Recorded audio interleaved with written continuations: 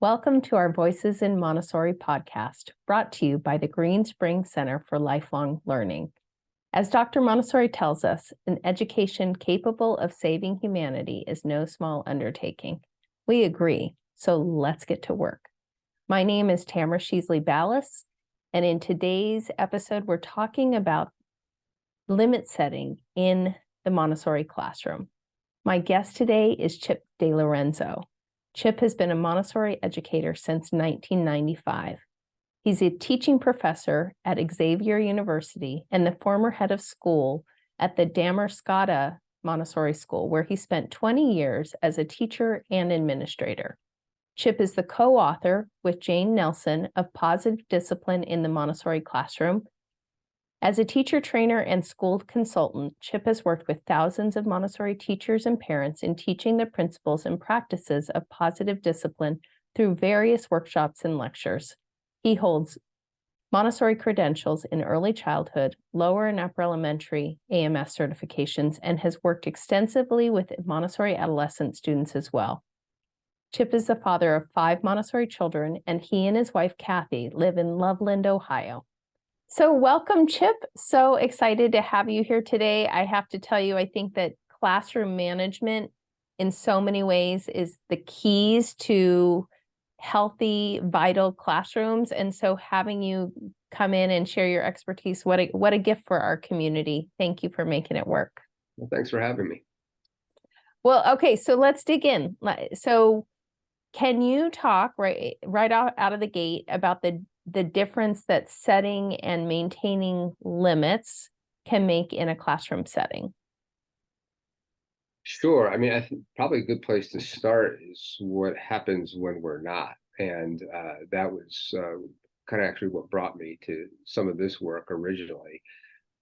You know, like a lot of new teachers, I was thrown into the classroom, and in training, I think I got a handout about how to redirect children, and a few discussions. A handout. It's not just the biggest part of what we do every day. Right. So I mean, yeah, if you compare the information that we walk away with training in terms of how you where you spend your time in the classroom, it was scant at best. So, I think like a lot of new teachers, I was underwater pretty quickly. And I remember having, more veteran teachers say, well, you just need to set limits with the kids. And you might as well have just said you should be, 6'10", so you can dunk. And it seemed beyond what I had the capability. I didn't even know what they meant, really. Right. Sure. And so I think that was my, when I found out about this work with Jane, it was really one of the first things that helped me in the classroom. And there's 2 pieces to it. There's setting limits, and then there's maintaining limits. Mm-hmm. And so setting limits is what ideally we do with the children. Most of us, or a lot of us anyway, there's a lot more Montessori students who are now becoming Montessori teachers. So I can't say all of us now, but at least from our generation, a lot of folks came into teaching where we grew up in traditional environments, where the more authoritarian approach to discipline.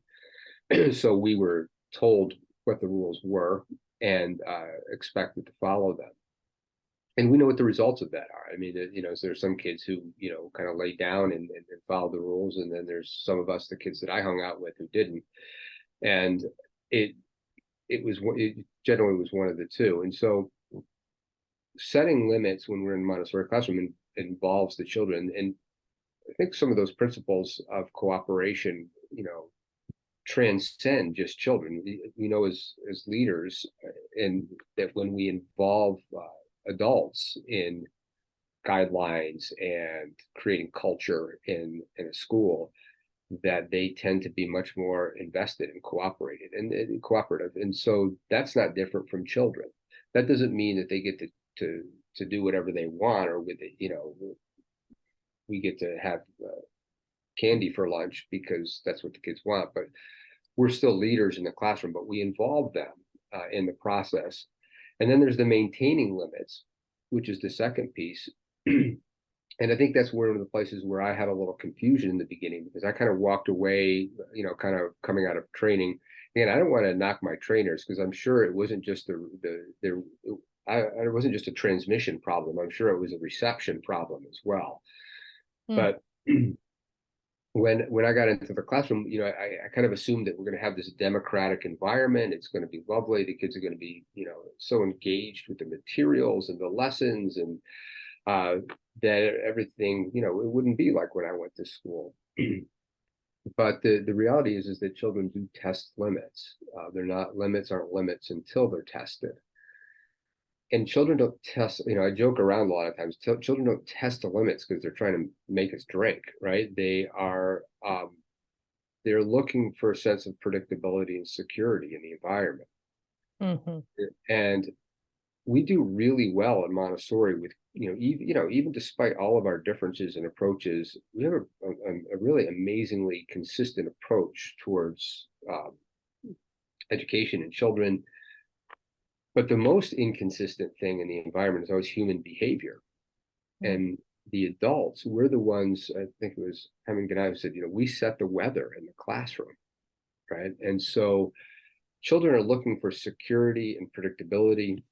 We've probably all had those experiences where we maintained a limit with the student and we expected them to push back. And then later on that day, it almost seemed like they were grateful, right? And children need to know where the limits are. It helps them to feel safe, secure.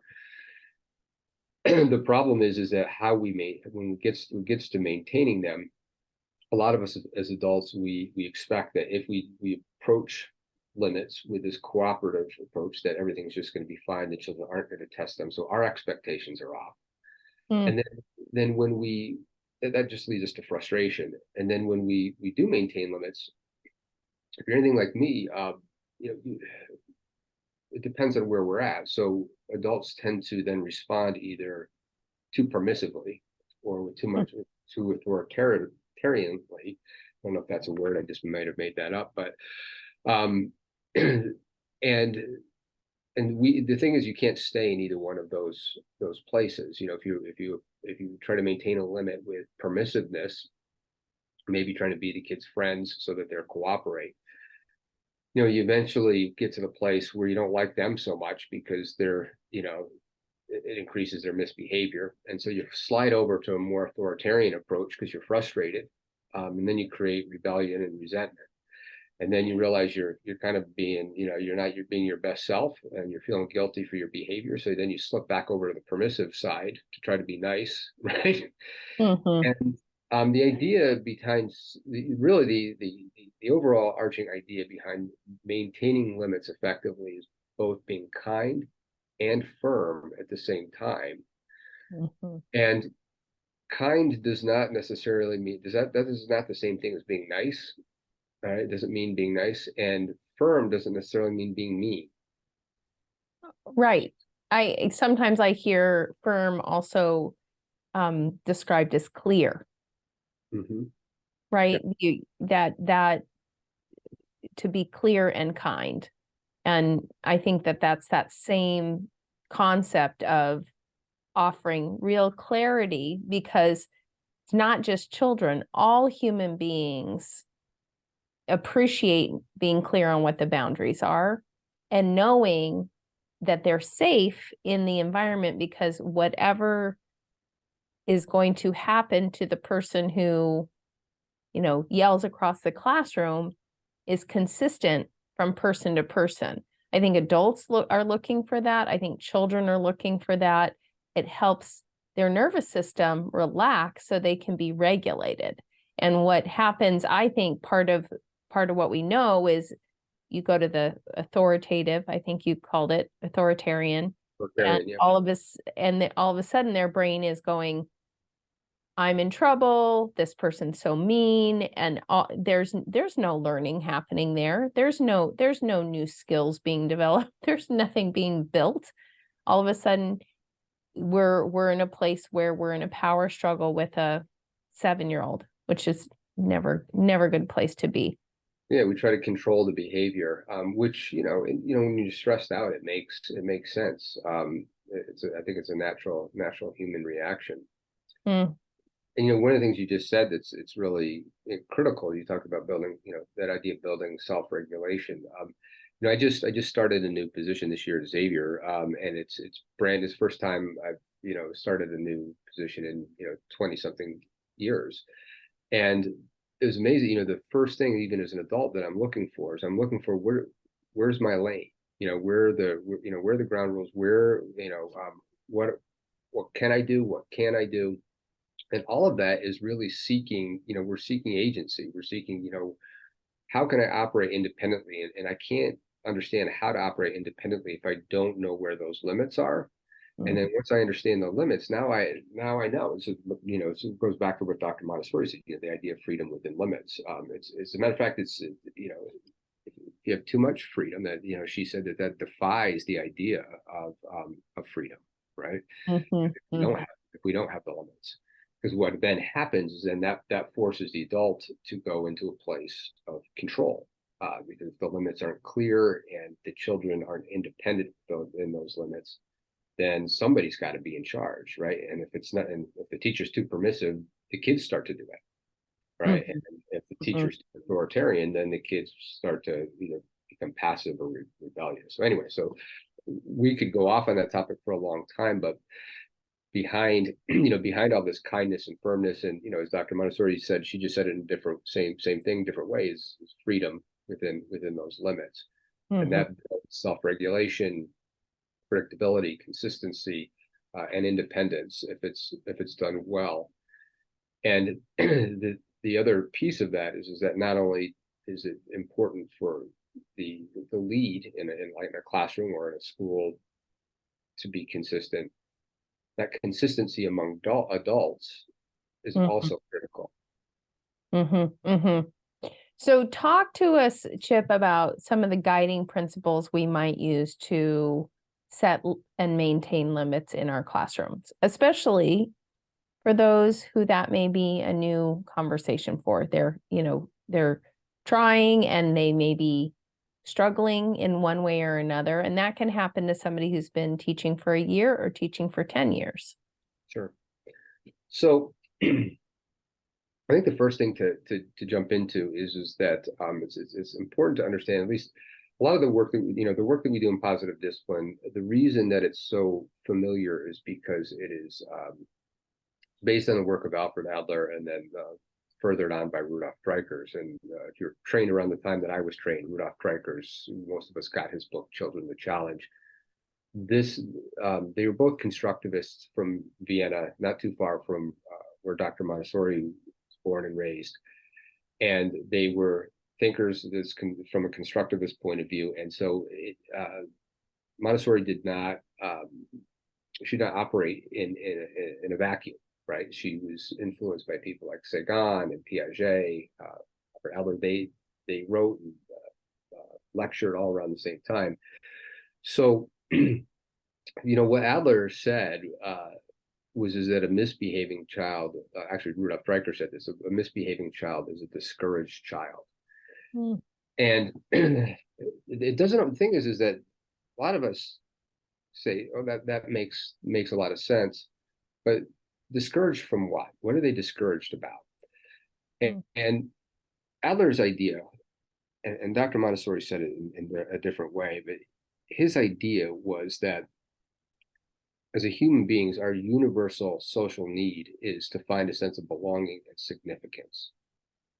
We're hardwired to connect to other people. Yeah. Montessori said that we can't develop apart from one another, from a society. Right, we can't. It's the idea of being isolated and being a fully formed human being is impossible. So children, in their attempt to find a sense of belonging and significance in their environment, they sometimes go about it in some really awkward ways, right? And they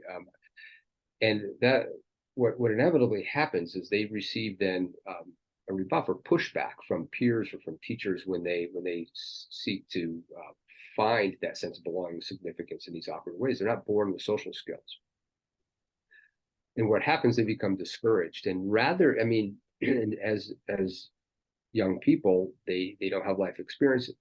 rather than adjust their behavior, they tend to wind up doubling down on a lot of their, of those awkward attempts. So if I'm seeking attention, which is a really easy way to look at it from you, and you get annoyed with me and maybe push back, you're my teacher, right? I'm not going to go back and say, wow, look, Caitlin over there, she always interrupts so nicely and she gets positive attention from Tamara. So I'm going to try that next time, right? No, what I'm going to do next time is if I felt discouraged in our interactions, I'm going to double down now. I'm going to come back and heighten that attention seeking, right? There's a meme that's floating around that says attention seeking. And another way to look at it is called connection seeking, right? Mm-hmm. But what happens then is that after doubling down, I get more discouraged. And that now the child has entered into a misbehavior cycle, right? So they make even more awkward attempts. They get rebuffed or rejected. And even if that lack of connection, even if it looks like that child's creating a posse in the classroom, that is not real connection. That's it's synthetic connection, right? Children will see, they seek this idea of this connection of belonging significance, but they'll settle for attention or power or you name it. So anyway, so beneath this idea of testing limits is this idea that a misbehaving child is a discouraged child, and when we're kind and firm at the same time, it provides a sense of connection, hopefully, as well as the limit. One of the principles in setting limits also is that before we correct children, we need to be connected with them, right? Mm-hmm. So we call that connection before correction. And we've all had that, we've probably all heard that in the teacher world, don't smile before Christmas, right? Well, that Adler and Montessori, they said the exact opposite. Montessori said, of all things, love is most potent, right? Right. So before we correct children, we also have to ensure that we're connected with them. And sometimes if we do connection well enough, mm-hmm. we don't need to correct. Mm. And when it is, and if we do correction well, it will actually lead to a sense of connection. So those are some of the basic ideas that we want to have in place as we begin to set and maintain limits with children. Mm-hmm. Those are really important points, and part of what I really appreciate is that you're calling on the adult to hold the space for the child and really be looking to see what's going on for the child rather than just writing them off, right? And just having it be, oh, well, he's just manipulative, or his parents don't, whatever, all those things come up for us as guides, as teachers, and where we get to have the child no longer be held with reverence. And so part of what I love so much about positive discipline is that you are always centering the child, always centering the spirit of the child, making sure that we're holding ourselves to that standard to hold the child accountable in a way that is really elevating and with love. So anyway, so let's talk about some examples of what that would look like. Sure. So one of the tools I always first teach when I'm working with a group is what I call the power of silence. When let's assume that we've set limits, we've set the limits with the children. There's a variety of ways that teachers do that. I don't advocate any specific way, as long as you are truly involving the children and providing leadership when you set those limits with the children. But as we talked about, there's going to come a time where it is time to maintain the limits. And one of the problems that we face as adults is that children want to know that we say what we mean and mean what we say. But we often wind up using far too many words when it's time to maintain them. We keep talking long after our point is made. And what happens is that it tends to open up the situation to discussion or manipulations or even passivity. when really what we need is we need follow through and cooperation on the child's part. And I've nicknamed it Montessori nagging, because we have a special way of doing it. But let me define nagging with a quote that I'm quoting Jane on this one, which is, she said, the problem with reminding children is that it's disrespectful, right? Who of us as adults like to be reminded of things we already know? And so I think that would be my definition of nagging, which is reminding people of what they already know. Yeah. But we have our own special way of doing that in Montessori. We usually use sweet words, use their walking feet, whatever those are. I still haven't figured that out. We don't hit in our classroom. Apparently we do. Or a variety of things. Or my favorite one is, and I say this tongue in cheek because it really drives me nuts, is do you need a lesson on that? Right. Mm-hmm. Mm-hmm. Could you imagine if you said that to another adult? Do you need a lesson on that? It's obviously, what you're saying is that you're doing it wrong, right? Mm-hmm. And we know that children are smart, and they pick up on these things. And now I want to say, just make a disclaimer here. I don't think the adult is doing any of that on purpose. If you're anything like me, you're doing it because you don't know differently, right? Mm-hmm. I was just writing an article for this my newsletter this month, and I was talking about, and it's focused on interruption, and I talk about the putting the hand on the shoulder, right? And I know that not everybody feels this way, but it used to just bother me like crazy. I'm trying to give a lesson, and the kid's hand is like burning into my shoulder, and I'm trying to pay attention. And what would you do if you were if I walked into a meeting with you and Caitlin, and I just came over to you and just put my hand on your shoulder and it would be weird, right?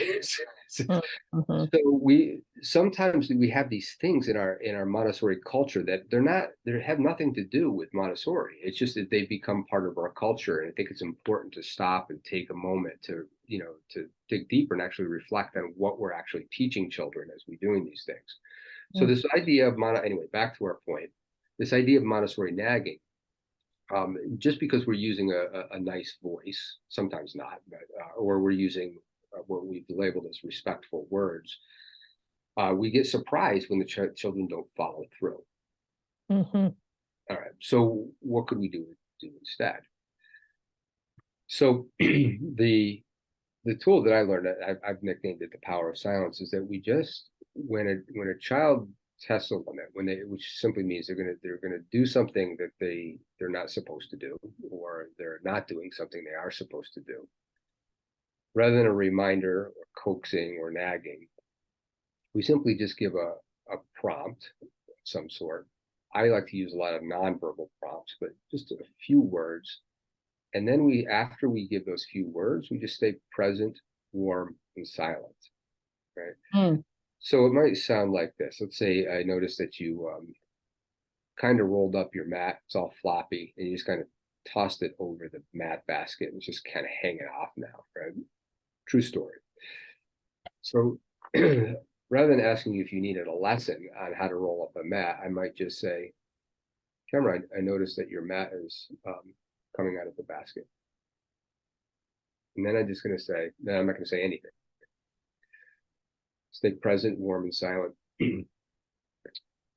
And on a podcast, it's really difficult to show how to do that. So you're going to have to trust me, right? So again, it might sound like this. Tamara, I notice your mat is flopping out of the basket. Now, the reason that I like to teach this tool first is because it was very impactful for me. It showed me how much I talked and invited pushback. But the other thing is that it works. I would say that it's effective about it's one of those tools that it works about 90% of the time. A lot of times adults will ask, well, what do you do when it feels uncomfortable for me just to stay there quietly? What do you do? And I said, stay there quietly until the child follows through. And then when they do, make sure you thank them, right? But notice that I gave kind of three guidelines for that. The adult needs to be present, which means we don't just give the child a prompt and then take off across the room to go handle something else. So we're present there with the child until they follow through. We're warm. So we're not giving them look 72. So we're not burning lasers through the back of their skull with our gaze, right? Jane likes to call it a knowing smile, right? Which I really like. It kind of, and then we're silent. So if the child asks, well, why? Or that's not mine, don't respond. Just stay present, warm, and silent. Most all of the time, the children, they'll make their own self-correction. When I do this activity with adults, one of the things that's interesting is I ask them, so when you were in the role of the child, when we role played this, what was going on for you? And the responses are usually like, wow, interestingly, I felt trusted. Or I felt respected. Like I knew what to do, and I was being, respected to make the right decision. Or sometimes the adults will say, I just felt like, okay, right? Mm. And this tool then, it started to shift the way that I actually was in the classroom. Mm. Anyways, let me just stop there in case you have any thoughts or questions on that before I keep talking. I think that's a beautiful, I've not heard it before. And I think it's a beautiful technique. And I would ask, what happens when the child ignores you? So that's, they look at you and you're being warm and kind and quiet, and they walk away and go back to snack. Great question, because it's that will happen. And so children, I guess the simple answer is children will, especially once it becomes part of kind of what you're doing in your practice in the classroom, they will again test the limits. As we change our behavior, children, what usually happens when we change our behavior, things usually go fairly well for a little bit until the children really start to get comfortable with it, and then they will start to test the limits. So like when I do a workshop with folks, I usually will tell them, look, as you make some of these changes, you'll probably get some immediate traction. But just know in about 4 or 5 weeks, as the children get used to your new response, they're going to push back. They're going to test to make sure that it's secure and consistent. So that's when a lot of that actually starts to happen. So your example, a child walks away. So you can still be present in the classroom and to that child without chasing them. So the way that I have responded to that is I just stay there, present, warm, and silent. And if she's walked 20 feet away from me, I just stay present, warm, and silent, and I gaze over at them. And usually the child feels a sense of responsibility. A lot of times participants, when I'm talking with adults, they say, wow, I felt guilty when that happened. And I said, well, that's okay. Guilt is not a bad thing. I like the way that Brene Brown talks about guilt and shame. She differentiates the two, where guilt is about maybe taking responsibility, feeling guilt when I had done something maybe I shouldn't have done, right? Shame is more about who I am, right? And so a lot of times those two words get mixed. I think get mixed up in the way that we use them, because maybe we've been on the other end of what we call guilt trips.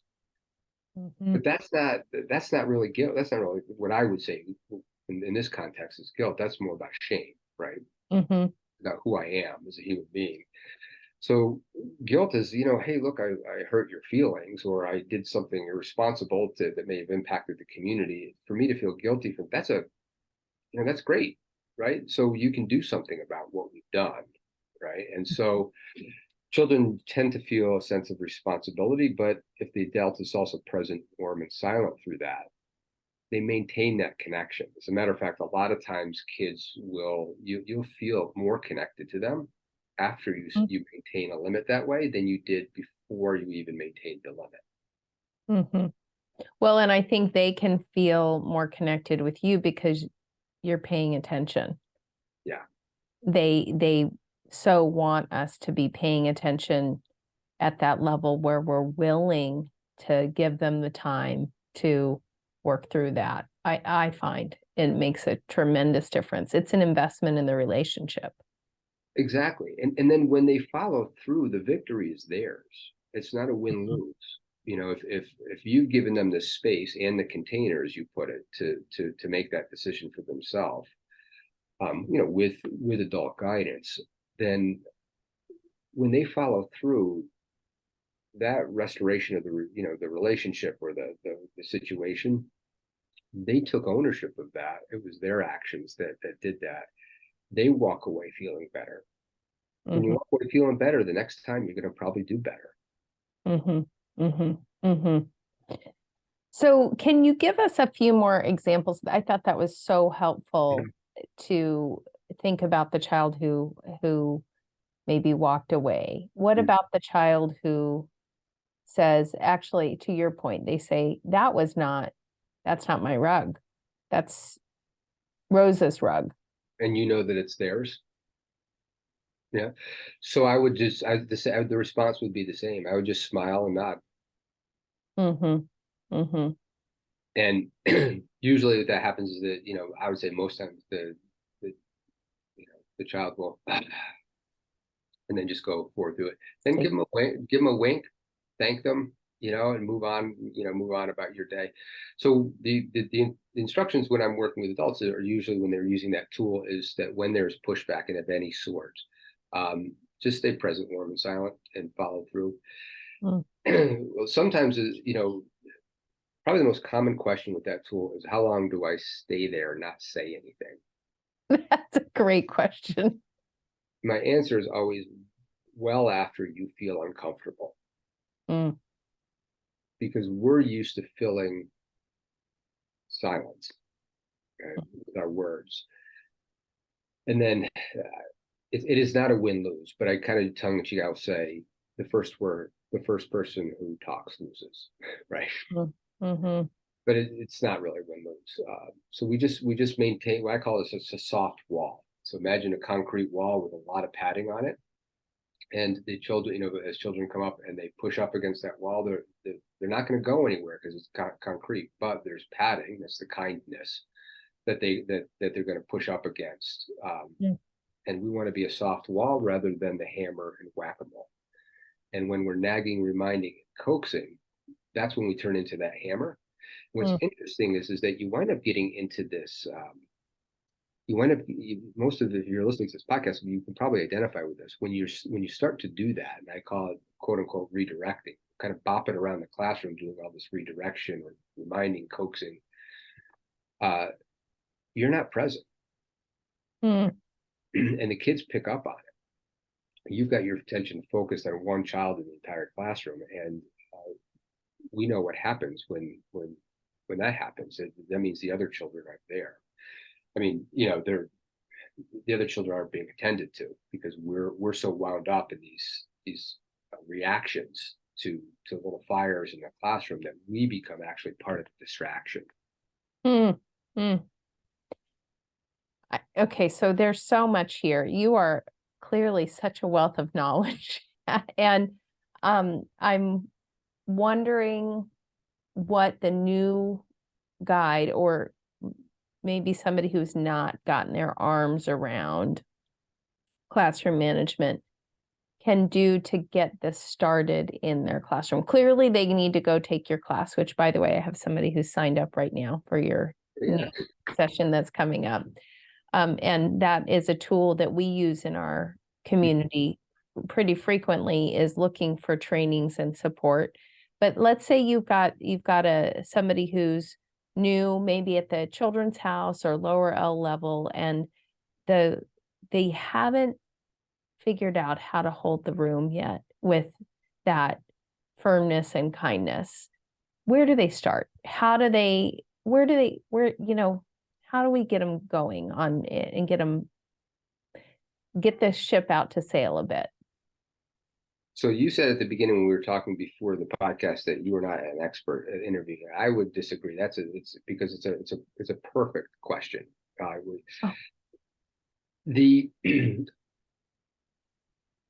First of all, you can. I think there's an article about this on my website, and you you can read about how to do this on one of those articles.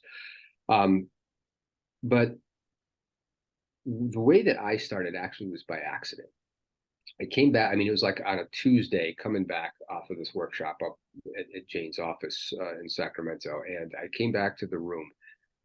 I hope you don't mind me answering your question with an anecdote, but Oh, please. I'm sitting on the side of the room with the girl, ironically, who's named Caitlin, and Caitlin was sitting next to me, and she was a lower elementary student, and she was reading a reader to me. At that time, I'd have other kids read to me once a day.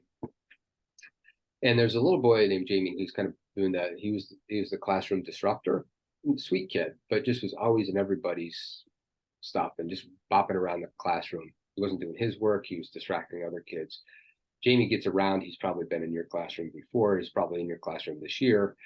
And what I would normally do would be that quote unquote redirecting, which is I would have been in that moment that we're all familiar with, where I'm trying to give Caitlin my attention. It's important.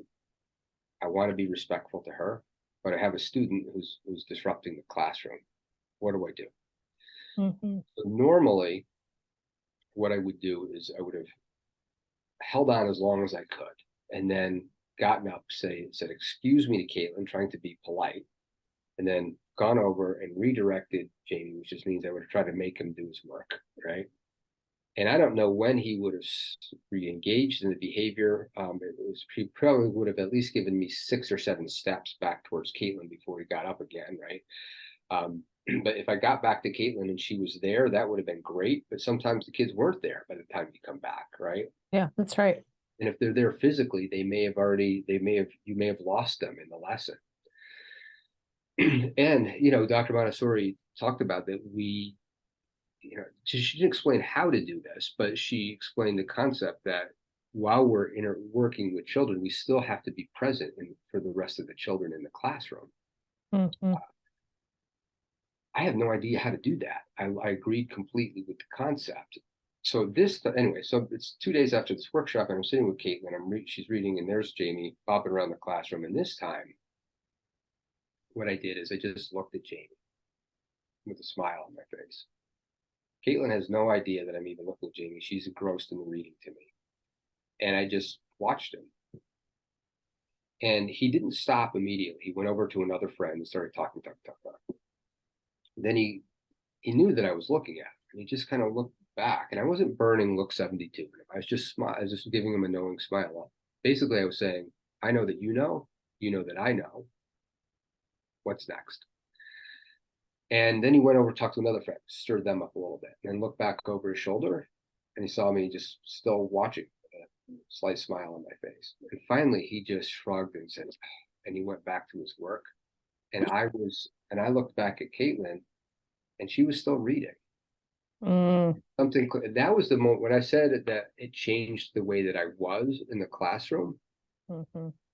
That changed my being in the classroom.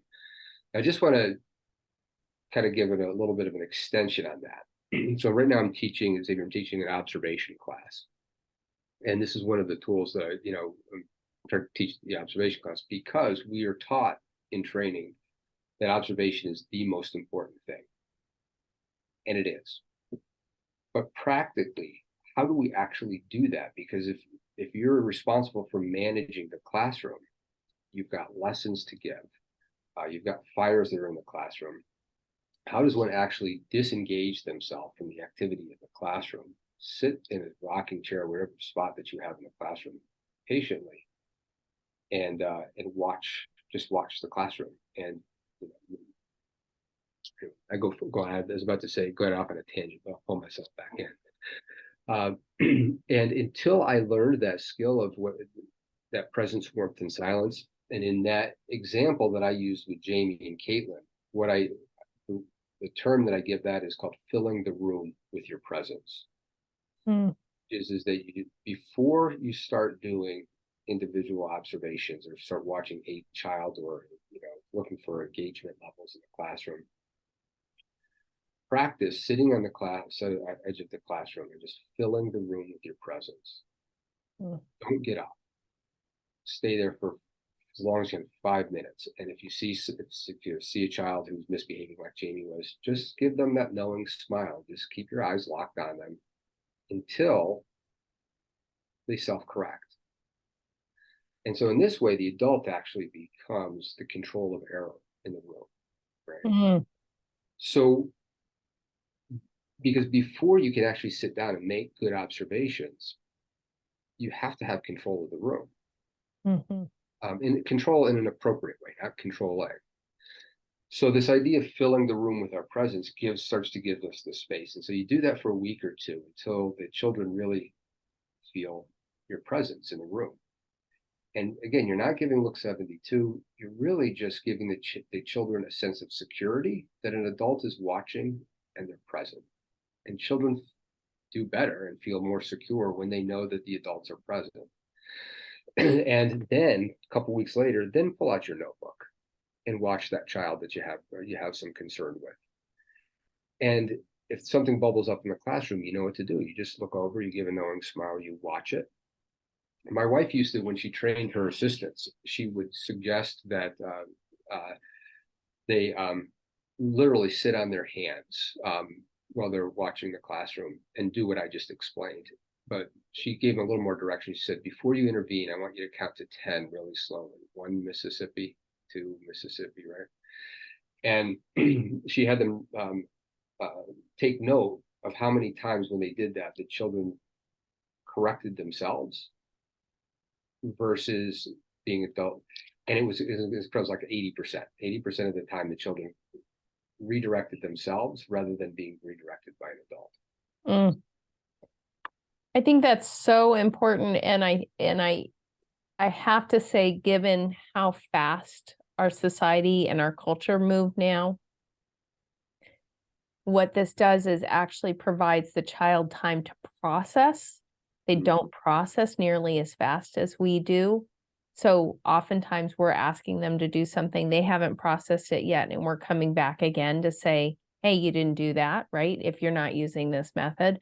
So it builds in for those, it helps. I find what you're saying is you're really giving them the opportunity to process what needs to happen and have that time without somebody talking more to them. And I think we actually oftentimes talk much more than we need to as human beings. We're looking for connection. Plus, part of why people become teachers often is they think they have a lot to say and share.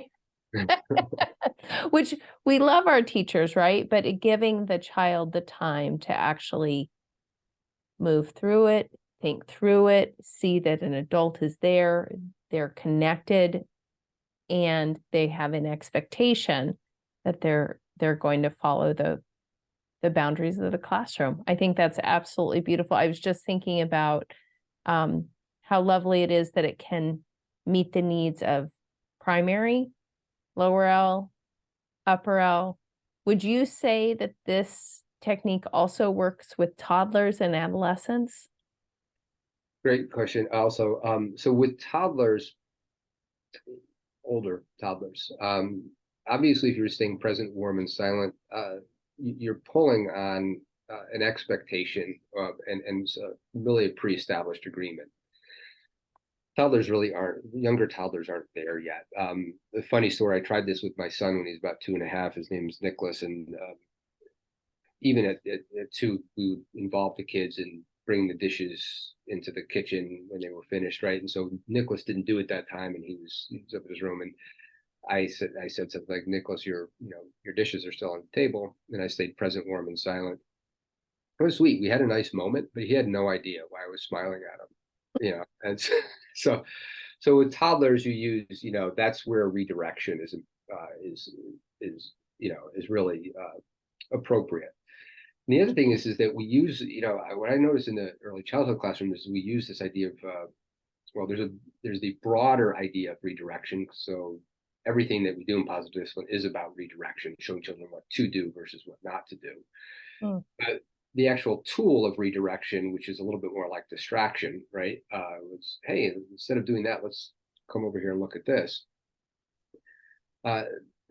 That's effective with toddlers and young children, but as kids that could be pushed later threes and early fours, if we continue to do redirection, like they know like that maybe they've just pushed a ground rule that's in the classroom, and so if you don't address it, it's almost sets up this dynamic with why didn't they address that?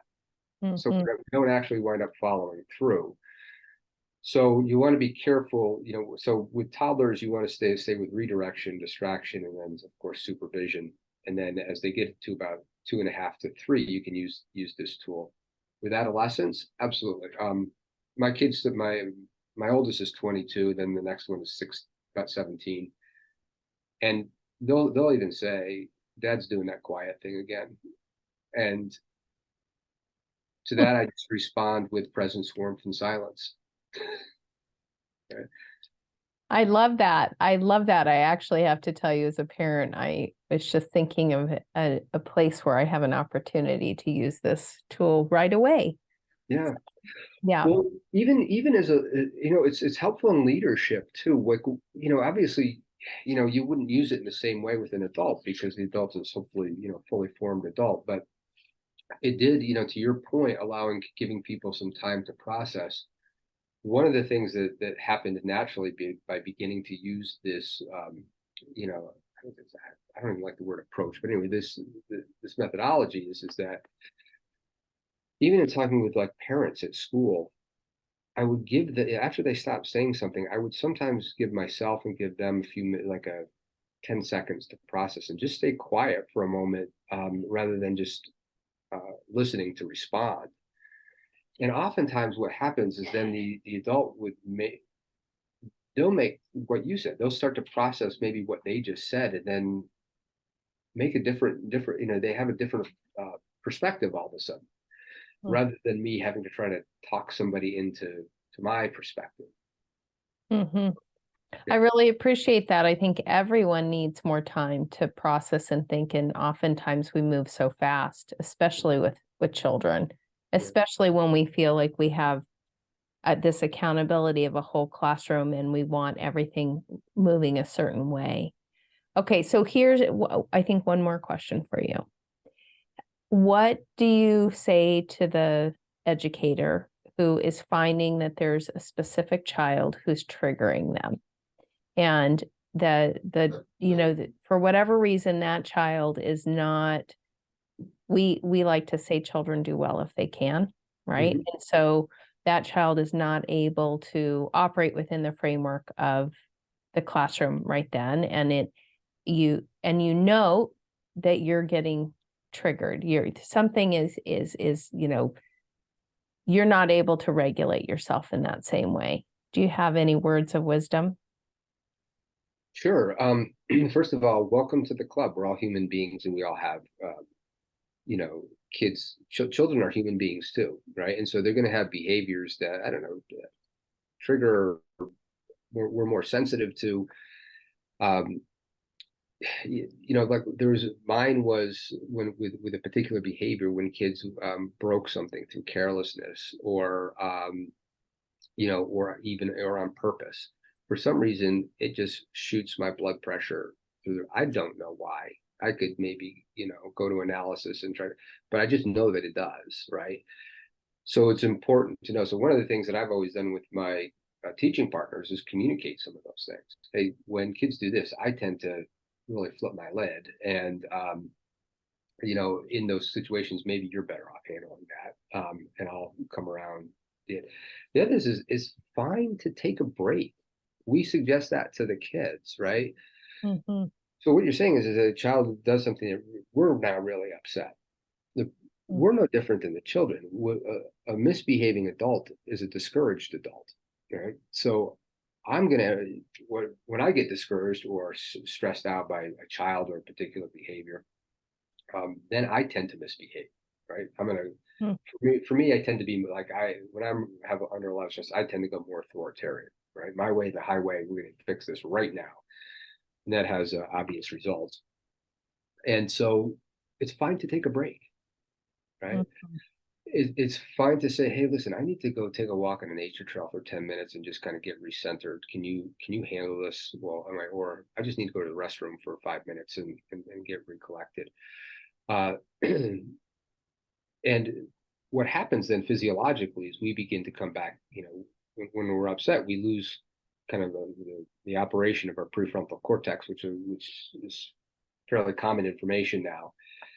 And giving ourselves a break sometimes help us to get back into a rational mind and then handle that situation a little bit differently. I've told children, I'm really upset right now, and I really respect you, and I feel like if I need to go take a break so that I can treat you with the respect that you deserve. I'll be back in 5 minutes. And what a beautiful life lesson, because we're not just teaching them how to respond when everything's going exactly the way we want it to. We're teaching them how we deal with our own emotions when we get upset and frustrated, because we are all human. And what a gift to them to say, oh, okay, so Chip gets frustrated too. And this is what he does when he gets frustrated. He goes for a walk, or Hmm. he goes and spends 3 minutes underneath the tree, whatever it is. And I think that is a key component to role modeling for them. As a parent, I can tell you, I am deeply committed. I grew up in a house where my folks didn't really share their emotions with us, right? It wasn't a part of our upbringing, and really, we weren't really we're really supposed to have a lot of them. They weren't either. And so you get to this place where how would they learn how to navigate those feelings if Right. they don't? And I'm so glad you said you owned it, because the worst thing we can do is pretend, Hmm. because then we're saying, because they either know we're lying to them. So, okay, so why are we lying? Or they know um, that we're going to have that feeling, and we're either lying to ourselves. So neither option is great. So we have to own it, and we have to say, hey, this is how I'm feeling. I'm not going to pretend otherwise, because it doesn't work. And this is what I'm going to do to support myself through this process. And what a gift. What a gift. Yeah, and the other thing too is that, if you're listening to the podcast, and if you are a new teacher, or even if you've been teaching for a long time, we all make mistakes. Adults misbehave too. And this idea, if we hold ourselves up to this place of trying to be the perfect teacher all the time, and that perfect model, uh, it's really a setup for failure. Mm. And it's, one of the things that when I'm working with teachers is teaching them how to, when we do make mistakes, then what do we do with it? Hmm. And one of the most important things to do is to acknowledge it to the children. If I snapped at you a circle this morning, to later on say, hey, listen, Tamara, earlier today I snapped at you a circle, and lost my patience, and you must have felt really hurt and embarrassed when I did that. And would you please forgive me? Mm. And being, now you don't want to walk around doing that all day, because then you become, but in those times where you've made a mistake, what is it, if we learn to make amends when we trip and fall? Hmm. uh, Dr. Montessori actually said, it's actually my favorite quote that she has. I hope I can remember it. It says, errors divide men, but their correction is a means of union. Mm. And in the absorbent mind, she talks a lot about what to do. Even when you just make a mistake with the material, to say, "Oh my gosh, I made a mistake," and that starts to send the message that it's okay to make mistakes, and we can repair them together when we do. And it is amazing. I tell you, I remember the first time that I actually made amends to to the group, and I just, without any excuses, I just said, hey, listen, I messed up. I did this today, and you know, it caused, this is the harm that I think it caused. You know, what can I do to fix this? Mm. And when I did that without blame or excuses, it was amazing that it shifted. Like there was, I didn't even realize that there was this hierarchical tone to the environment Mm. until after that. And one of the concepts is when we make amends for our behavior, sometimes the relationships are better after we make amends than they were before we even made the mistake in the first place. Mm-hmm.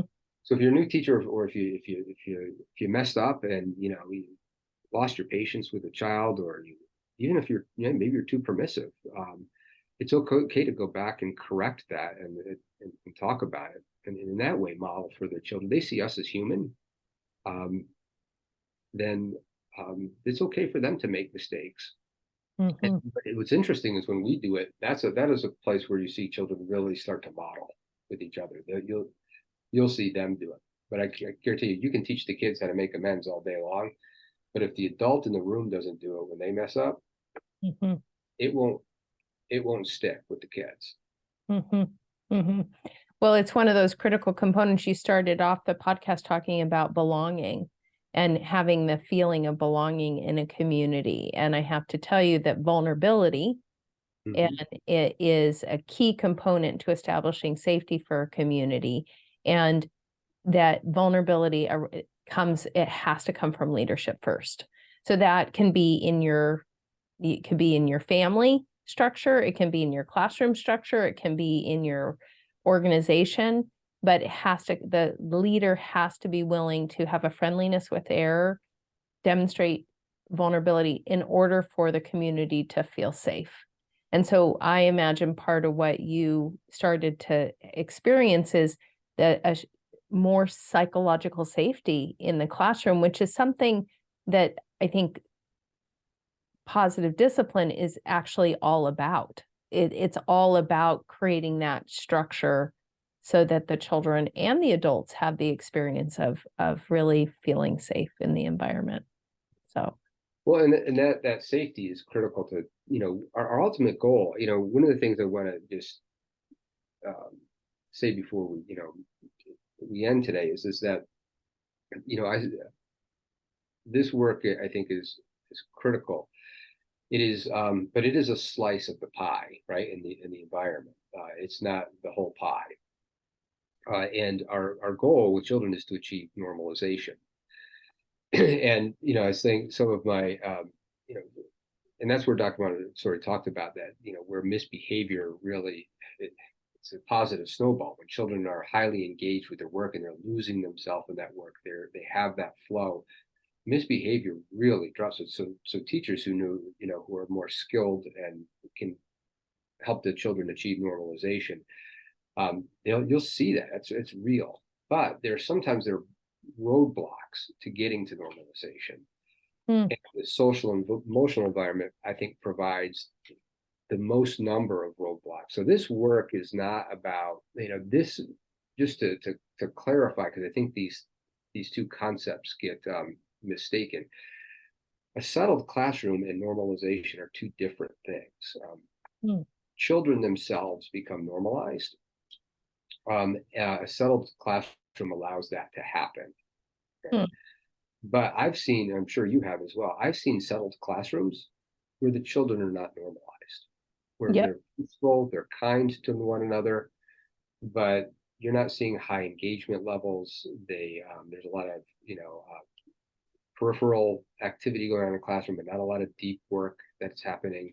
And so classrooms can be settled, but children cannot be normalized. But I don't think that you can achieve normalization without some degree of a settled classroom. Interesting. I really appreciate that distinction. Chip, this has been I think so illuminating, so valuable. I imagine that folks are going to create so much from this.